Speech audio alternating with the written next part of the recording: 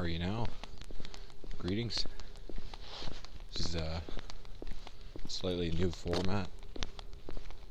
On the advice of some of the listeners, I got a new pair of headphones with a new microphone. So I hope that positively impacts the quality and thus the ability to retain, to absorb the things that are being talked about.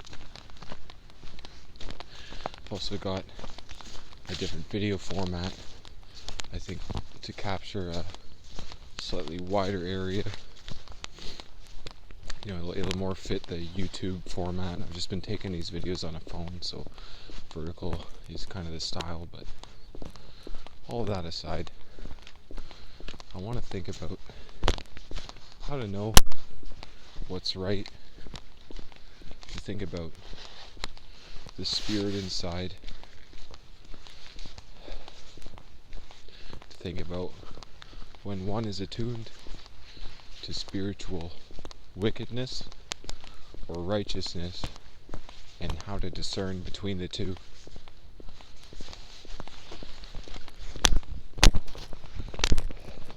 It's said in the holy text that our struggle is not flesh and blood. Our struggle is not flesh and blood, but against that of spiritual wickedness in high places.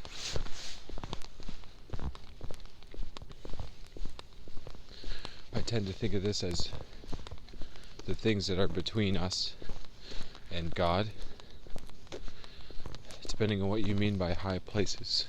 This could be interpreted a number of different ways, but some people think of it as the state.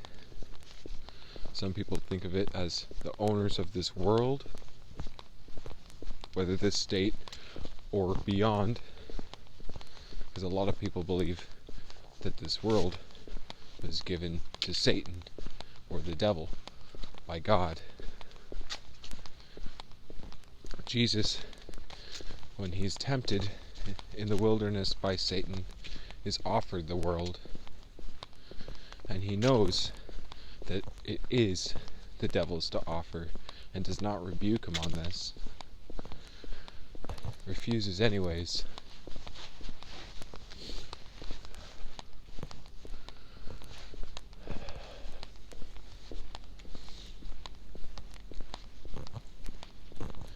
Spiritual wickedness in high places could also mean the forces, the forces that act on your identity, the forces that act on your life, your consciousness, your perception of self. I think of these forces like, rage, pleasure, love, curiosity, hatred, confusion,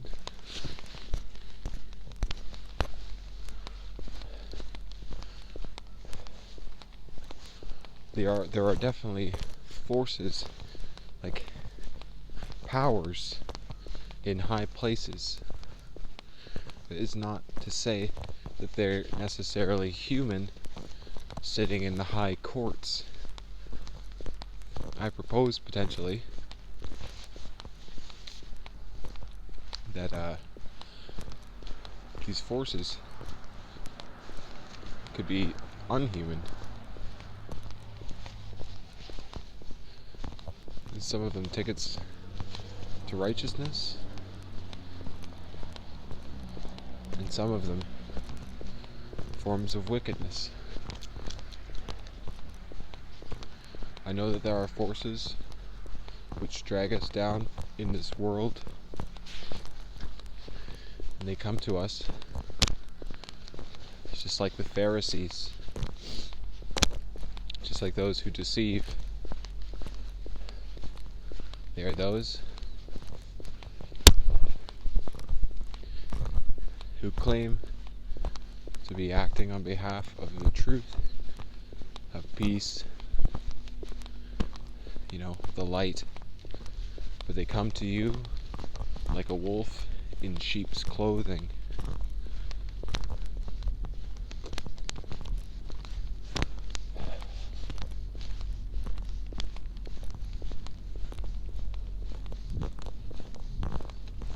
I'm about to go into a very dark forest where all the crows are asleep.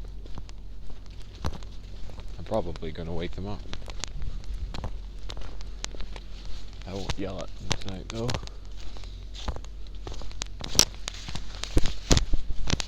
There's the moon.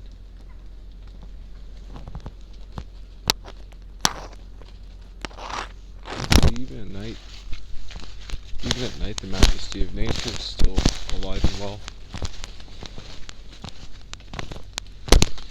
It's going to smell absolutely foul in here. Maybe that's why they're called the fowl of the sky.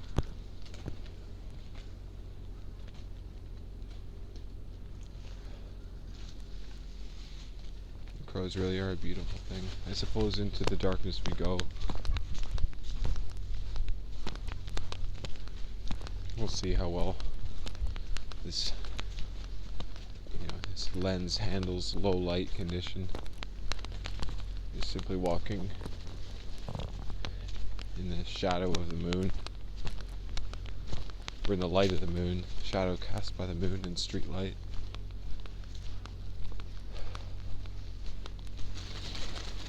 I like to walk in the dark.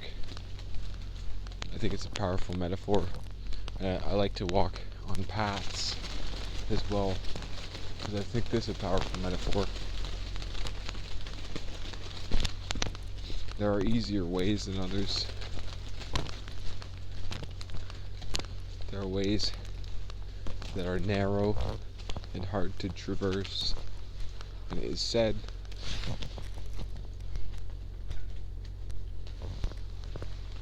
the narrow path